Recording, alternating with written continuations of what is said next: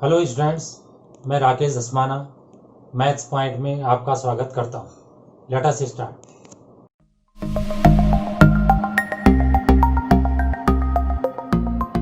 कक्षा 10 गणित विषय के अंतर्गत अध्याय 11 रचनाएं में हम प्रश्नावली 11.2 पर ध्यान देंगे। निम्न में से प्रत्येक के लिए रचना का औचित्य भी दीजिए। दूसरा वाला, 4 सेंटीमीटर त्रिज्या के एक वृत्त पर 6 सेंटीमीटर त्रिज्या के एक समकेंद्रीय वृत्त के किसी बिंदु से एक स्पर्श रेखा की रचना कीजिए और उसकी लंबाई मापिए। परिकलन से इस माप की जांच भी कीजिए। तो 4 और 6 सेंटीमीटर ध्यान रखना, बाकी होता रहे। तो सबसे पहले मैं 4 सेंटीमीटर और 6 सेंटीमीटर के एक ही केंद्र पर दो वृत्त बना देता हूँ। तो यहाँ से 1 2 3 4 यहाँ पे हो गया और 6 यहाँ पर हो गया। तो 4 और 6 सेंटीमीटर मैंने यहाँ पे प्रदर्शित कर दिया। आप पहले जो है 4 वाले को खींच लेते हैं, किसी को भी खींचिए, आपकी इच्छा है। तो 4 सेंटीमीटर का मैंने एक वृत्त खींच दिया। आप 6 वाला भी खींच लीजिए। तो 6 वाला भी खींच दिया है।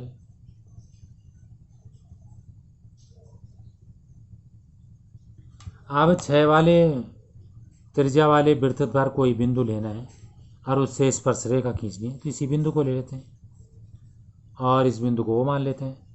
तो OP का लंब समद्विभाजक खींचेंगे, परपेंडिकुलर बाइसेक्टर।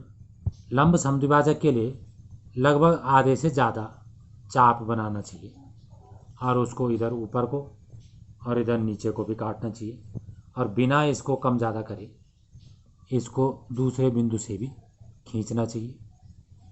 ये दोनों चाप एक दूसरे को जहाँ पर काटते हैं उन दोनों बिंदुओं को मिलाकर हमें OP का लंब समद्विभाजक प्राप्त हो जाएगा।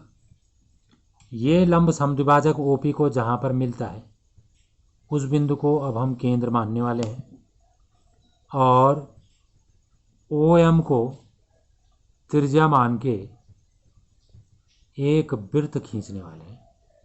तो ये वृत्त हमने खींच दिया।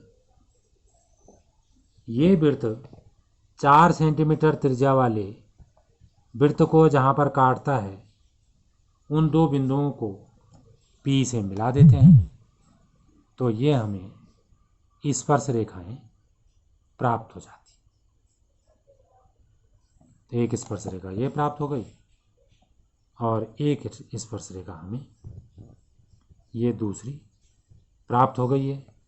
अब दोनों को हम नाप सकते हैं, तो सारी बातें होती रहेंगी।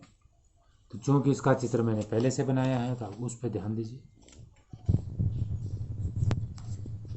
तो आप चित्र पे ध्यान देंगे और मैं जो है रचना के चरण पढ़ के सुनाऊंगा।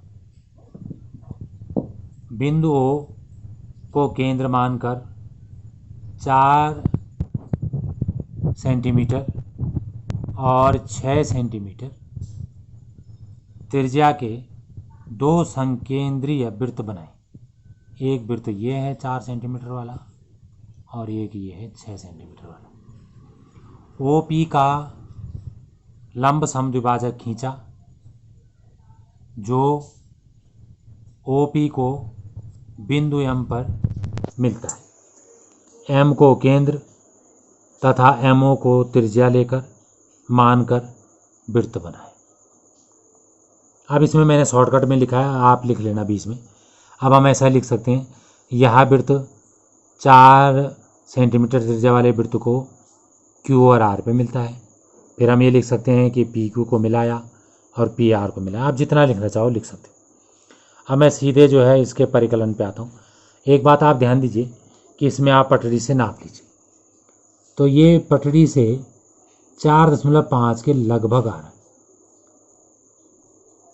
तो ऐसा मत लिखना कि 4.51 या ऐसा मत लिखना कि 4.51 49 ऐसे में, क्योंकि हमारे पास मिलीमीटर से छोटे खाने नहीं हैं, इसलिए दशमलव के बाद एक ही अंक तक जो है सार्थक होगा। या बड़ी क्लास में पढ़ोगे जो मैं कहना चाह रहा हूँ, तो पीछे वाले नहीं लिखने, उससे बढ़िया लगभग लिखना ठीक रहेगा। तो इसलिए इसे नाप के 4.5 लगभग आ गया।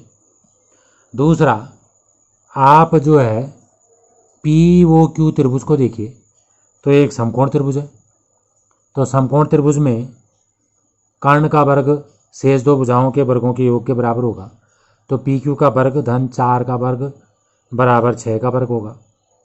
तो यहाँ से हम PQ निकाल सकते हैं, वो भी लगभग 4.5 आ जाएगा। अब आप ये देख लीजिए लिखा हो।